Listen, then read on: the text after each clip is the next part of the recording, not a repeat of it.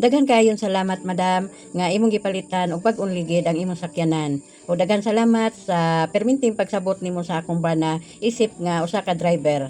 O salamat madam kabuotan nimo. Buotan kayo ang tag-iya sa bus. Pagtawag sa akong bana nga magpapalit siya og ligid kay nakita na ang ligid ang fly sa ligid. Kay naplatan jud siya, nanawag siya sa ako nga daghan ta siya pasahero kay Lunes karon. Naplatan siya og ang uban mga pasahero nanibat na lang wa mamayad o wa niya mabantayi kay nagtanggal man siya sa reserba o luoy kayo ang driver kung maplatan kay magtanggal pa sa reserba og siya pa pud ang mutaod sa ligid aron makadagan og utro ug maayo na lang kay naapoy uban nga pasahero nga maghuwat jud makasabot sa driver nga makatima sa pagtaod sa ligid. Ang uban jud nanibat na nakay og lain nga kaning pasaheroan nga sakyanan o wa jud mo bayad sa akong bana pero okay lang daw walang problema kay kaning ila putong katungod unya na nagpabulkit siya karon kay may gipalit man si madam nga bag-o nga ligid.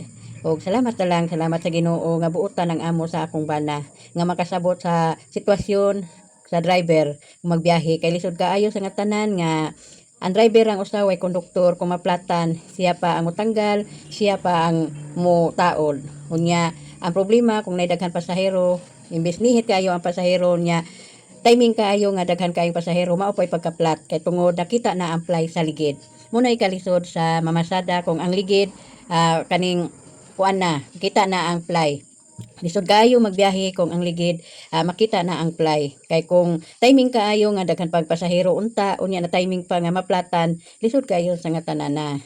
Unique na kaayo karon ang pagtanggal sa mga kuan sa ligid dali ra kay nga tanan pagtanggal sa tao di na pareha kani adto nga manumano nga dugay kayo nga tanan mapulan pag duot-duot na natanggal dayon sa tao.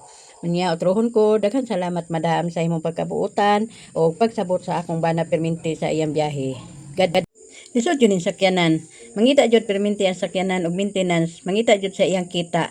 Mo nang magproblema pud taon ang akong bana. Namuti na gani ang buhok sa akong bana kay magproblema pud siya kay maluoy siya ni madam na maintenance na pud ang sakyanan mangayo na pud.